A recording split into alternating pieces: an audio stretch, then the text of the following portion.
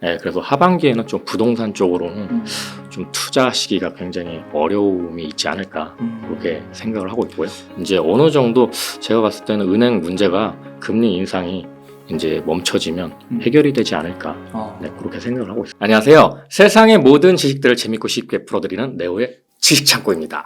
네, 반갑습니다. 네. 늘 파이팅 넘치는 인사 네네. 너무 좋습니다. 네님, 네. 요즘에 막 은행 이슈도 터지고요, 막 네네네네. 시스템 위기도 불거지고, 네네네. 그러면서도 또 장이 또 괜찮아지는 것 같기도 네네네네. 하고요. 어떻게 보시나요? 미국에서 SVB 은행이 파산하면서 네. 이제 그런 글로벌 은행 문제들이 터지고, 그 다음 유럽에서도 CS 문제가 터지긴 했는데, 일단 지금 각 정부에서 적극적으로 그 문제에 대해서 해결할 의지가 있기 때문에 저는 이 은행 문제들이 그렇게 지금 심각하게 받아들이진 않고 있습니다, 개인적으로. 예. 그래서 이런 것들이 풀리려면은 어느 정도 또 이제 금리 인상이 멈춰져야 되겠죠. 예. 그래서 제가 저번 방송에서도 금리 인상이 그때 한 2번 정도 더 될 것 같다라고 말씀을 드렸고, 그 뒤로 한 번이 또 이루어졌어요. 그래서 이번에 제가 생각했을 때는 또 한 번 정도, 아니면 뒤로 한 번 더 정도, 그러니까 한두 번 정도의 금리 인상이 이루어지고 난 다음에는 이제 금리 동결이 되겠죠. 네. 그럼 금리 동결이 돼서 한동안 유지가 될 텐데, 이제 그 기간에 가장 문제가 되는 건 전 사실 부동산 쪽이라고 생각이 듭니다. 그래서 하반기에는 좀 부동산 쪽으로는 좀 투자하시기가 굉장히 어려움이 있지 않을까 그렇게 생각을 하고 있고요. 그러면은 주식시장 쪽에서는 네네. 이렇게 뭔가 은행 위기가 터지면은 네네. 한 번씩 이렇게 은행주를 중심으로 해서 막 네네. 주가가 한번 폭락을 하잖아요. 그렇죠. 은행주는 영향이 있습니다. 그러면 앞으로는 네. 그렇게 한 번 더 출렁거리거나 막 네네. 그런 거는 별로 없다고 보세요? 일단은 또 다른 은행에 문제가 생기면은 또 출렁일 수는 있겠죠. 근데 지금 웬만큼 큰 은행들은 대마불사라고 정부에서 망하게 놔두지는 않고요. 뭐 다른 문제가 생겨서 뭐 특히 우리나라도 뭐 저축은행 문제 옛날에 또 많이 터졌었잖아요. 그런 문제가 생기면 물론 은행 주가가 하락할 수는 있어도 이제 어느 정도 제가 봤을 때는 은행 문제가 금리 인상이 이제 멈춰지면 해결이 되지 않을까 그렇게 생각을 하고 있습니다. 그 주식시장은 그러면은 그 지난 바닥이 나왔다. 주식시장은 이미 반토막이 났었습니다. 특히 먼저 반토막이 난 데가 코인 시장이었고요. 코인 시장도 최근 반등을 많이 하면서 올랐죠. 많이 올랐고요. 이제 주식시장도 지금 이제 반등을 하기 위한 시점에 왔다고 생각이 듭니다. 특히 이제 한국 주식시장에서 가장 많은 걸 차지하는 종목이 삼성전자인데, 삼성전자도 이제 어느 정도 바닥권을 다지고 조금씩 오르고 있죠. 근데 아직까지는 그래도 반도체 재고가 많이 남아있기 때문에 급격하게 상승하지는 않겠지만 어느 정도 바닥은 확인했다고 저는 보고 있습니다. 막 여기서 한 번 더 출렁거려서 네네. 막 2000 밑으로 간다거나 네네네. S&P 기준으로 막 10% 이상 빠지거나 네네. 막 그런 거는 좀 어렵다. 지금 상황으로는 좀 어렵지 않을까 생각이 들고요. 또 저희가 예측하지 못하는 위기가 또 올 수는 있겠죠. 그런 거가 만약에 터지면 또 깨질 수는 있겠지만 지금 상황으로는 제가 그런 부분을 아직 보이지는 않는다고 판단을 하고 있습니다. 그럼 만약 지금 시점에서요, 네네. 뭐 여윳돈이 뭐 한 1000만 원 있습니다. 네네. 그럼 주식을 좀 적극적으로 사도 괜찮은 시기라고 보세요? 저는 항상 분할 매수를 추천을 드리고요. 한꺼번에 사시지 마시고, 예를 들면은 뭐 내가 월급을 뭐 25일 날마다 받는다. 그럼 25일 날마다 월급이 들어오시고 다 쓰고 난 다음에 여유분으로 찾아놨던 종목을 분할 매수 계속 하시는 방법으로 가는 게 제일 최적이라고 생각이 듭니다. 분할 매수로 매달 이렇게 사가는 게 네네. 지금 시점에서는 가장 좋은 방법이다. 네네네. 그리고 가장 정석적인 방법이네요. 네, 그렇죠. 그 네오님께서 네. 또 그 금리 부분이 네네. 2번 인상될 거다라는 네네. 것도 되게 잘 지적해 주셨고요. 네네네.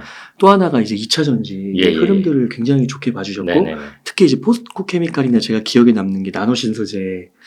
나노신소재도 있었고요.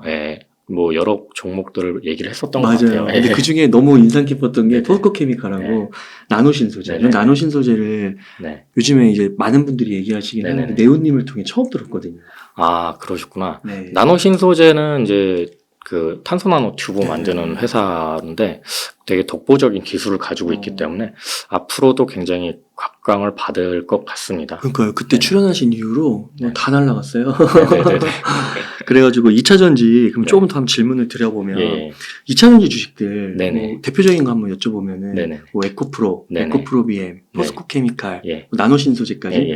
예. 얘기해 주신 게 많이 올랐잖아요. 네네네. 근데 앞으로도 더 네. 오를 것이라고 보시는 거예요? 네, 저는 더 오를 거라고 보고 있습니다. 네. 그 근거가 어떻게 되세요? 근거는 뭐 예를 들면 포스코 케미칼 같은 경우에는 최근에 삼성 SDI랑 40조 원의 수주 계약을 맺었습니다. 그런 계약들이 앞으로도 또 계속 늘어날 거고요.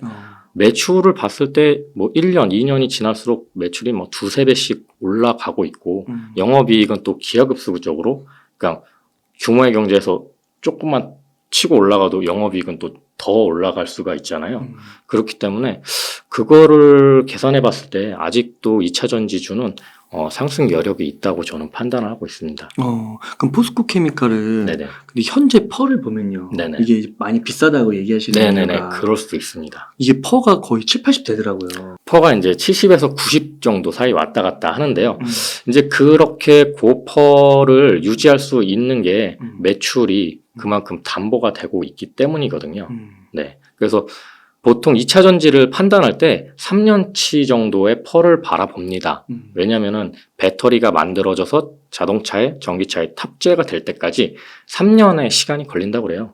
그러니까 이미 그 3년 전에 오더를 주고 그거에 대한 제품 생산이 확정된다고 보면 됩니다. 그러니까 이건 만들어 놔서 판매하는 게 아니고요. 저기서 오더가 들어와야 이제 공장 증설을 하고 생산을 하는 시기이기 때문에 2차 전지는 다른 종목들하고 다르게 한 3년치 정도의 펄을 보셔야 된다고 저는 보고 있습니다.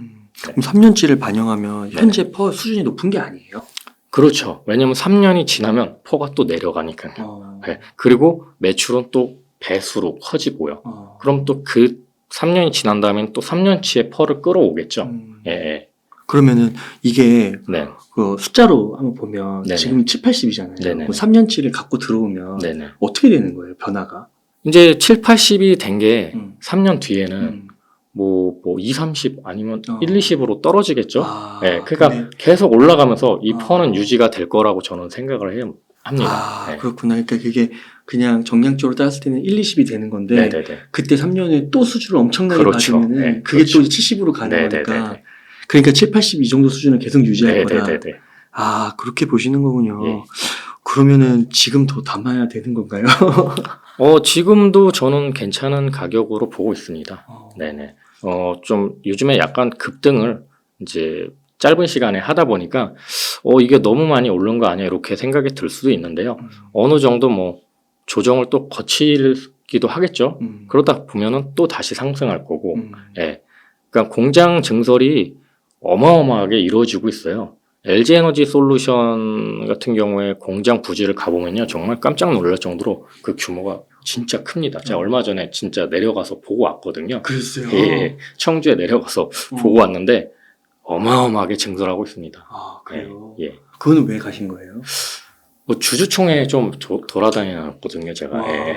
주주총회 몇 군데를 돌아다니다 보니까 그 근처에 LG에너지 솔루션이 있어서 한번 방문을 해봤습니다. 그 건너편은 에코프로비엠이 또 있고요. 예. 야, 그러시군요. 네네. 그러면은 그 보면은 소재단에 있는 네네. 그 2차 전지 기업들은 많이 올랐잖아요. 네네네. 셀은 또 상대적으로 덜 올랐잖아요. 셀은 이미 한번 예전에 올랐었죠, 많이. 네. 그러고 나서 소재가 지금 부각이 되고 있는 게, 뭐, 미국의 인플레이션 감축법이라든지, 유럽의 핵심 원자재법, 이게 이제 수면 위로 올라오다 보니까 소재, 그리고 탈중국, 이런 요소들 때문에 아무래도 셀 업체보다는 소재 업체들이 많이 부각을 받았죠. 네. 그럼 또 시간이 지나면 예. 그렇게 뭐 공장 증설되고 또 매출 받고 이러면 네네. 또 셀이 날아가는 거예요? 이제 또 셀 업체도 어느 정도 또 퍼가 올라가는 시점이 오겠죠. 예, 지금은 이제 어느 정도의 가치를 인정을 받았기 때문에 소재 업체보다는 조금 더디게 가는 거고요. 어차피 전기차가 많이 팔릴수록 셀 업체라든지 소재 업체들이 같이 동행을 하기 때문에 네네 시간 차이라고 저는 보고 있습니다. 그 LG 에너지 솔루션이 지금 시총이 한 100조 초반? 네네네. 120조인가? 뭐 그 정도 되는 걸로 네. 알고 있는데 삼성전자를 네. 300 몇십 조의 삼성전자를 넘어설까요? 이론적으로 그런 얘기를 많이 해요, 전문가들이. 앞으로 배터리 시장이, 이 2차 전지 시장이 반도체, 한국의 반도체를 넘어설 거라고요. 예. 그만큼 한국에서 2차 전지는 반도체 다음으로 신성장 동력으로 국가에서 밀어주고 있기도 하고요. 또 각 정부에서도 배터리 수급을 굉장히 열심히 하고 있기 때문에 뭐 불가능하다고 저는 보지는 않고요. 네. 또 삼성전자도 나름대로 또 삼성 SDI를 축으로 2차 전지 시장을 키우고 있잖아요. 예, 그렇다 보니까 뭐 두루두루 성장을 하다 보면은 또 그런 모습도 볼 수 있지 않을까 싶습니다. 그 2026년인가요? 그때는 진짜 2차 전지, 전기차 네. 섹터가 반도체 섹터보다 커진다고 하더라고요. 2026년에 전기차 그 생산도 굉장히 많이 되고요. 제품, 그러니까 전기차 종류도 굉장히 많이 나오게 됩니다. 특히 GM 같은 경우는 테슬라 타도를 외치면서 굉장히 공격적으로 생산을 하고 있거든요. 그래서 저도 2026년에는 전기차로 바꿔야 되는 거 아니야? 뭐 이런 생각이 들 정도예요. 네네. 그렇군요. 네. 그러면은 네. 그 만약에 저기 그 네오님이 지금 시점에서 투자를 한다면 네네. 셀하고 소재하고 어디다 투자를 하시겠어요?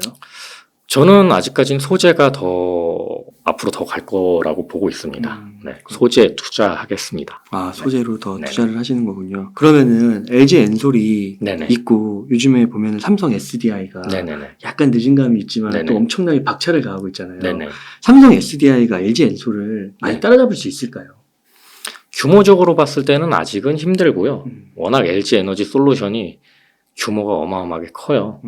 그렇기 때문에 규모적으로는 힘든데 지금 삼성 SDI가 좀 신경을 많이 쓰는 부분이 전고체 배터리입니다. 네네. 그래서 전고체 배터리로 이제 게임 체인저가 되려고 지금 노력을 하고 있는 것 같고요. 뭐 일본 업체들도 마찬가지로 전고체 배터리로 이제 시장 판도를 바꾸기 위해서 지금 그 기회를 노리고 있는데 그거는 좀 이제 기술적인 문제라서 한번 기다려봐야 되지 않을까 싶고요. 네오님 같은 경우는 어떻게 보세요? 전고체 상용화 뉴스에 나오더라고요. 네, 전고체 상용화는 분명히 될 겁니다. 근데 이게 직접적으로 전기차에 탑재가 되려면, 그러니까 뭐 비싼 전기차부터 고가의 전기차부터 탑재가 되겠죠. 근데 제대로 이제 중저가 모델까지 전고체로 바뀌려면은 제가 봤을 때는 한 7, 8년은 걸리지 않을까. 그렇게 오래 걸려요? 네네. 그러면은 뭐 거의 유명무실한 거 아니에요? 왜냐면 전기차에 전고체 배터리가 탑재될 때까지는 그 지금 연구를 굉장히 활발히 하고 있다고는 하지만 연구실에서 나와서 이게 이제 공장에서 대량 생산이 되려면 굉장한 많은 또 시행착오를 거쳐야 되거든요. 그러니까 그런 시간들을 봤을 때는 저는 한 7, 8년 뒤쯤이 되지 않을까 뭐 그렇게 생각하고 있습니다. 그리고 이게 이제 배터리의 판도를 바꾸는 거면은 네네. 그 서플라이 체인 네네. 그것도 완전 다 바뀌어야 되는 거 아니에요? 서플라이 체인이 바뀔 수 있죠. 그러니까 전고체 배터리에 안 들어가는 것들 있잖아요. 뭐 분리막이라든지 그리고 전해질도 액체에서 고체로 바뀌기 때문에 이제 그런 생산업체들, 특히 분리막 생산업체들은 좀 힘들어지겠죠. 아무래도 전고체로 바뀌면. 그러니까요. 네네. 그러니까 이게 전고체로 가는 길이 지금 이게 어떻게 보면 리튬 배터리죠. 네네네. 여기까지 오는 것도 상당한 시간이 걸렸는데 네네. 여기서 이게 또 초기잖아요. 아직. 네네네. 근데 이걸 또 바꾼다 이게 생각만큼은 네. 쉽지가 않을 것 같은데요. 그렇죠. 현실적으로. 쉽지는 않습니다. 예. 한 번에 확 바뀌기에는 쉽지는 않고요. 당분간은 뭐 하이니켈 배터리로 한 3년 정도는 꾸준하게 가게 될 것 같고요. 특히 이제 미국 같은 경우는 이제 픽업 트럭이 많이 팔리기 때문에 뭐 LFP 중국이 밀고 있는 LFP 배터리보다는 우리나라가 밀고 있는 하이니켈 배터리가 당분간은 계속 지속적으로 갈 것으로 저는 보고 있습니다. 그러니까 LFP는 아무래도 좀 사양이 떨어지는 거죠. 뭐 사양이 그렇죠. 뭐 부피도 크고 그다음에 에너지 효율도 하이니켈보다는 떨어지기 때문에 네, 저가형에 많이 탑재를 하게 되죠. 그건 맞는 건가요? 막 중국에서 네. 나온 LFP 네네. 품질도 안 좋은데 뭐 네네. 온도가 떨어지면은 네네. 갑자기 그 주행거리도 반토막 난다. 그게 진짜라고 진짜 그럽니다. 그런가요? 예, 진짜라고 그래요. 네. 그렇구나. 그러면은 네. 중국에서도 문제가 될 것 같은 게 막 명절 때 막 네네. 이동하고 이러는데 네네. 막 엄청 거기 밀리잖아요. 네. 지금도. 근데 중간에 그게 막 서버리면 네네. 그거 어떻게 충전해서 가나 막 그런 생각 들고. 시내용으로만 쓰겠죠. 전기차는. 네. 시내용으로만 쓰고 멀리 가는 거는 뭐 열차를 이용하든지 아니면 내연기관차를 갖고 가겠죠. 네네. 근데 이번에 SK 온도요. 네네. 그 저온 LFP인가요? 그걸 막 네네네네. 개발하더라고요. 네네네. 그거는 앞으로 그 하이니켈 쪽보다 네네. LFP 쪽이 또 각광을 받기 때문에 그런 건 아닐까요? 그거는 고객사에서 요구를 하기 때문에 개발을 하는 것 뿐이죠. 대세는 어차피 하이니켈 배터리고요. 네. 고객사에서 요청하는 걸, 우리는 그런 거 없어 라고 하기보다는 뭐 LFP 배터리가 기술이 어려운 게 아니기 때문에 그래? 니네도 필요해? 그럼 만들어 줄게. 뭐 이 정도 수준으로 저는 이해를 하고 있습니다. 그러니까 하이니켈이 더 기술력이 필요한 거고 네네. 진입장벽이 필요한 네, 거고 맞습니다. 그럼 그쪽은 아직 중국이나 뭐 다른 뭐 유럽이나 미국 업체들이 따라오기는 아직은 어렵다고 어렵다고. 네, 판단을 됩니다. 근데 그 하이니켈이 네. 니켈의 그 함유량을 네네. 늘리는 거잖아요. 네네네. 근데 그게 막 80, 90으로 올라가면 네네. 100까지는 얼마 안 남은 네. 거잖아요. 그렇죠. 예. 그러면은 따라잡히는 거 아니에요? 언젠가는? 이제 하이니켈 배터리 다음으로 기술 개발이 될 게 어느 부분이냐면요. 아까 나노 신소재도 뭐 얘기를 했지만 음극재 부분입니다.